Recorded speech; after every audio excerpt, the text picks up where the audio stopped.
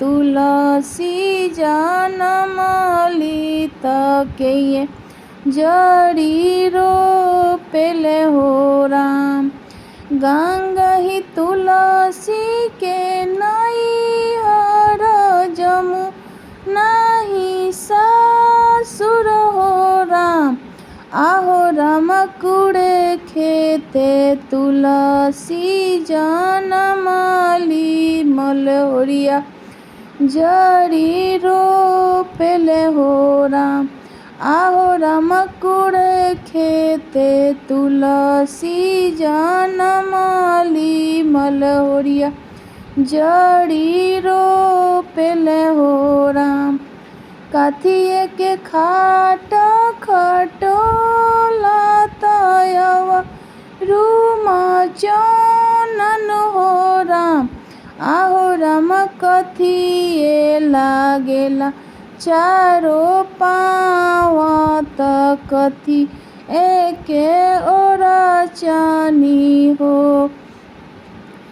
आहो राम कथिए लागेला चारो पाँव त कथी एके ओरा चानी हो। सोने के हवे उजे खाट तयव रूख टोलन हो राम। आहो राम रूप ही लागेला चारो पाँव त रेशम ही ओरा चन हो। आहो राम रूप ही लागेला चारो पाँव त रेशम के ओरा चानी हो। एक ओरिया सुतेली राधे त एक ओरिया रुक्मिणी हो राम।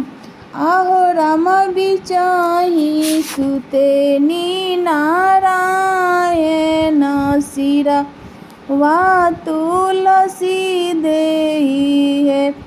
तुलसी के झोटा धरी मारबी कांदो मेला सारबी हो।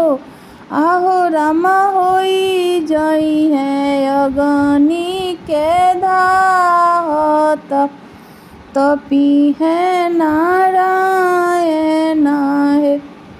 आहो राम होई जई गेंधरी के सागत भछी है नारायण हो।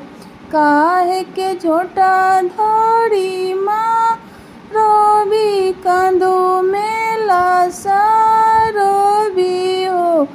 आहो राम होई जइब तुलसी के फूल त लोढ़ी है नारायण।